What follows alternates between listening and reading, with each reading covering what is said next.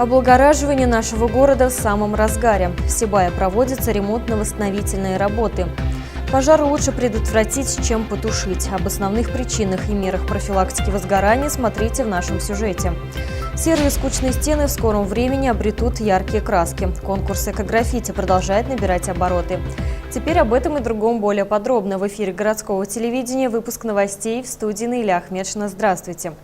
Ежегодно работниками управления ЖКХ проводятся плановые ремонтно-восстановительные работы в черте города по малым архитектурным объектам. Например, заборы, огораживающие скверы Сибая, ежесезонно подвергаются сносу, либо же краже недобросовестными горожанами. О том, где на сегодняшний момент уже прошло восстановление ограждений и какие еще ведутся работы по облагораживанию нашего города, смотрите в материале моих коллег. Многострадальные заборы по проспекту Горняков не раз становились жертвами дорожно-транспортных происшествий. То и дело можно наблюдать отколовшиеся куски ограждения, либо же вовсе отсутствие элемента архитектурного объекта. Автомобилисты с удивительной частотой врезаются в забор, огораживающий сквер. По словам представителей ЖКХ, виновников иногда удается найти, и тогда нерадивые автолюбители за свой счет восстанавливают ограду. Но когда дорожный лихач скрылся с места преступления, потом найти его довольно сложно. И тогда из выделяемых бюджетных средств работники УЖКХ восстанавливают изгородь.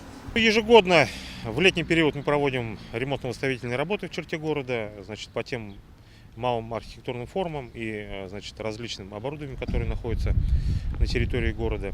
В течение года они, конечно же, страдают. Вот, допустим, взять те же заборы, которыми огорожены у нас сквера. Вот сейчас в данный момент ведутся работы по восстановлению забора сквера по улице Горняков. Также будут проведены работы по улице Белова, по улице Горького и по улице Ленина. По официальной статистике, около четверти всех ДТП происходит по вине тех или иных препятствий на дороге. В этом списке помимо ям, выбоин и колдобин еще и заросшие кустарники и деревья, которые ограничивают видимость водителям. Потому, помимо ремонтных работ заборов, ежегодно ведется плановая обрезка кустов по городу. В зимний период мы проводим обрезку деревьев, в летний период мы проводим формовочную обрезку кустарника, который есть в городе, для придания ему эстетического вида. Работы также проводятся за счет выделенных администрацией города средств, подрядными организациями, которые выбираются путем аукциона. Сейчас работы ведутся у нас по улице Горняков. В данный момент работы уже проведены в парке 30-летия Победы, по улице Чайковского и по улице Белова. В течение следующей недели работы по обрезке кустарников запланированы на улицах Горького, Пионерская, Коммунистическая и Маяковского. Евдокия Титаренко, Алик Кадыров, Любовь Карпова, телекомпания СТВ. В России на этой неделе вступили в силу новые правила перевозки детей в автомобилях. К чему стоит готовиться водителям, смотрите далее.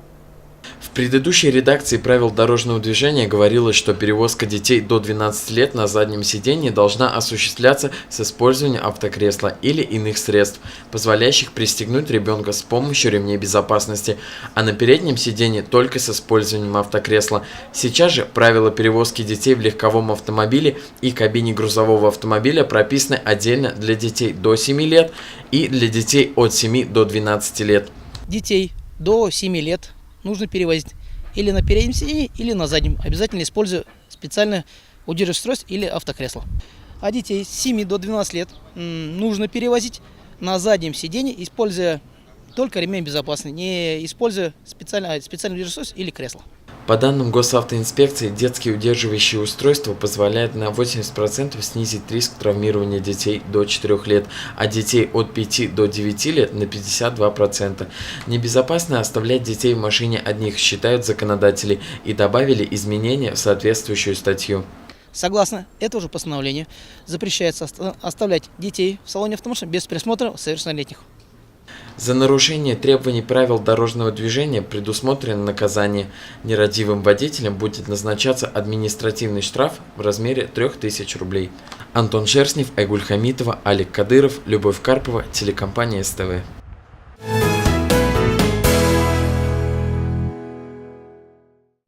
На 10 июля 2017 года на территории городского округа зарегистрировано 36 пожаров. За аналогичный период прошлого года – 31. Рост составляет 16%. Пожары унесли жизнь 3 человек. Также 3 человека получили травмы различной степени. Об основных причинах и мерах профилактики возгораний будет наш следующий сюжет. По сведениям надзорного ведомства, основными местами возникновения пожаров, где наблюдается рост, явились квартиры, одноквартирные и многоквартирные жилые дома, надворные строения, садовые дома и транспортные средства. Только за последнюю неделю в Сибае зафиксированы 2 пожара. От огня пострадала машина и жилое помещение в многоэтажке. Если в первом случае причиной возгорания стала неисправность электрооборудования транспортного средства, то во втором нарушен аварийный режим работы электричества дома. Анализ причин, в результате которых случаются пожары, показывает, что в большинстве случаев возгорания происходит из-за несоблюдения элементарных правил пожарной безопасности. Поэтому специальной комиссией регулярно проводятся профилактические рейды по частному и муниципальному секторам, до жителей которых доводится информация об обстановке с пожарами и мерах по их недопущению. Однако самой действенной мерой в предупреждении трагедий является гражданская ответственность, стремление к созданию безопасных условий для жизни. Только проведя все необходимые мероприятия по обеспечению пожарной безопасности заблаговременно, можно сохранить свои жилища от пожаров, а самое главное – жизнь и здоровье себя и своих близких. А лица, виновные в нарушении правил пожарной безопасности, в зависимости от характера нарушений и их последствий, несут административную или уголовную ответственность. И главное, необходимо помнить, что пожар легче предотвратить, чем потушить. В сезон отпусков и каникул по всему городу ведется активная работа по подготовке образовательных учреждений к отопительному сезону и новому учебному году. В следующем сюжете мы вам расскажем, какие ремонты ведутся в некоторых из школ. В школах дети получают основные знания, которые понадобятся им и в дальнейшей жизни. Качество обучения зависит и от состояния образовательного учреждения. В летний период в целях улучшения комфортной среды и подготовки зданий к отопительному сезону проводится ряд работ и ремонтов учебных заведений. Накануне работниками строительно-монтажного управления Башсантехмонтажа в 31 объекте образования проводились замены и ремонт отопительных систем. Среди них была и первая школа.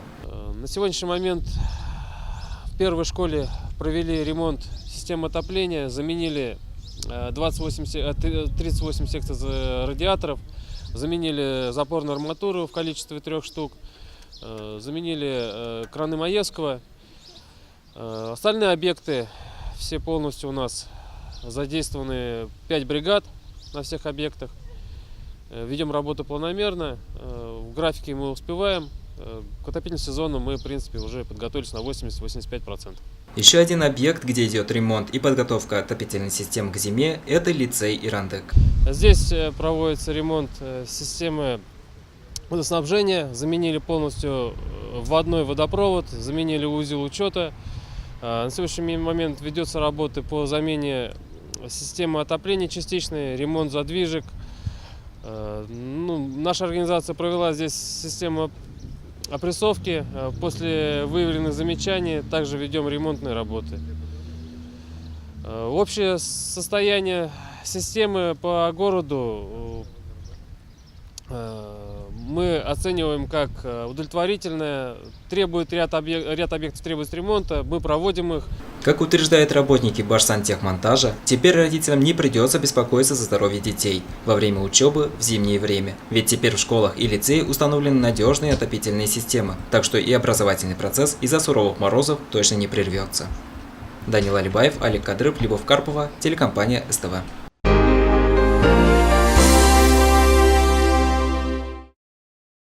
Вниманию жителей города Сибай! Новый лазерный метод лечения остеохондроза, грыж позвоночника, суставов, внутренних органов без лекарств и операций. Прием ведут специалисты медицинского центра «Надежда», город Санкт-Петербург, по адресу Сибай, Чайковского, 1, Ледовый дворец, Ирандык. Телефон 8 965 650 80 74. Консультация бесплатна.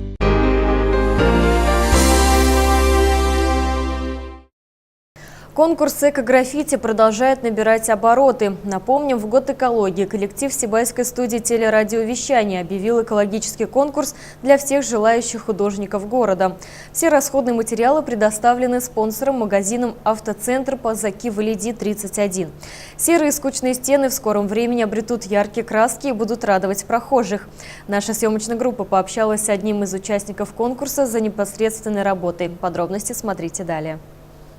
С утра, пока солнце не так печет и парковочное место возле холстов художников пустует, Гайса Валитов вот уже на протяжении недели творит свое искусство. Как признается наш герой, граффити на городских стенах изображает впервые, но знаком с этим искусством и очень уважает его. Граффити, я где-то читал, что это пришло с Америки, зарождалась она в 1980-х годах. Как раз был такой разгар разных субкультур, движений, и были такие, которые рисовали на заборах, в подъездах, на поездах. Очень это развилось и дошло до наших дней. Оно сейчас очень усовершенствовалось, рисует разными стилями, разными направлениями. Каждый выражается как хочет. По образованию Гайса юрист, однако уже давно увлекается искусством рисования на бумаге.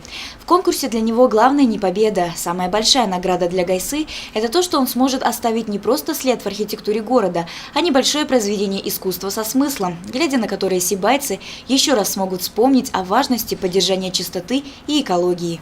Лично для меня это средство самовыражения. Я от этого ловлю кайф, то, что рисую. Мне не важен, выиграю я велосипед, не выиграю, а мне важно то, что я нарисую, и от этого я получу удовольствие. Конкурс будет длиться до конца следующей недели. Зрительское голосование рисунков участников стартует 17 июля. По его итогам будет объявлен победитель и обладатель современного спортивного велосипеда от спонсора проекта магазина «Гефест». Евдокия Титаренко, Алик Кадыров, Любовь Карпова, телекомпания СТВ. Такими были новости четверга. Самую актуальную информацию вы всегда можете посмотреть на нашем официальном сайте sibaytv.ru. Кроме того, свои новости, вопросы или пожелания вы также можете сообщать на сотовый телефон службы новостей 8 927 303 43 43, либо писать сообщения в Вайбере и WhatsApp. Связь доступна в рабочее время. На этом все. В студии работал Наиля Ахмедшина. Удачи и до встречи в эфире.